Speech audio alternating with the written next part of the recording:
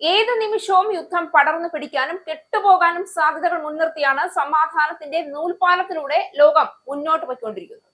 യുദ്ധം പടർന്നു പിടിക്കാനുള്ള സാധ്യതകളെക്കാൾ ഭീകരമാണ് മറ്റു രാജ്യങ്ങൾ കൂടി യുദ്ധത്തിന്റെ ഭാഗമാകുന്നത്.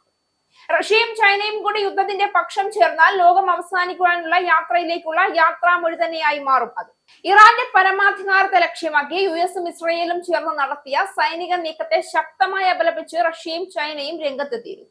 നയതന്ത്ര ചർച്ചകൾ പുരോഗമിക്കുന്ന സാഹചര്യത്തിലുണ്ടായ ഈ ആക്രമണം അന്താരാഷ്ട്ര രാഷ്ട്രീയത്തെ കൂടുതൽ അസ്ഥിരമാക്കുകയും പാശ്ചാത്യേഷ്യയെ തീപ്പൊരി നിറഞ്ഞ ശവപ്പറമ്പാക്കി മാറ്റുകയും ചെയ്യുമെന്നതാണ് അവരുടെ മുന്നറിയിപ്പ്. ഈ പശ്ചാത്തലത്തിൽ റഷ്യയും ചൈനയും യുദ്ധത്തിൽ നേരിട്ട് പങ്കാളികളാവുകയാണെങ്കിൽ അതിന്റെ പ്രത്യാഘാതങ്ങൾ ലോകക്രമത്തെ തന്നെ തകർക്കാൻ ശേഷിയുള്ളതായി. ആദ്യമായി ശ്രദ്ധിക്കേണ്ടത്, ഇതുവരെ പ്രാദേശിക സംഘർഷമായി കണ്ടിരുന്ന പ്രശ്നം ആഗോള ശക്തികളുടെ നേരിട്ടുള്ള ഏറ്റുമുട്ടലായി മാറാനുള്ള സാധ്യതയാണ്. അമേരിക്ക ഇസ്രയേൽ സഖ്യത്തിനെതിരായി റഷ്യ ചൈന കൂട്ടുകെട്ട് സൈനികമായി രംഗത്തെത്തിയാൽ അത് രണ്ട് ബ്ലോക്കുകളായി വിഭജിക്കപ്പെട്ട പുതിയ ശീതയുദ്ധ അന്തരീക്ഷം സൃഷ്ടിക്കും.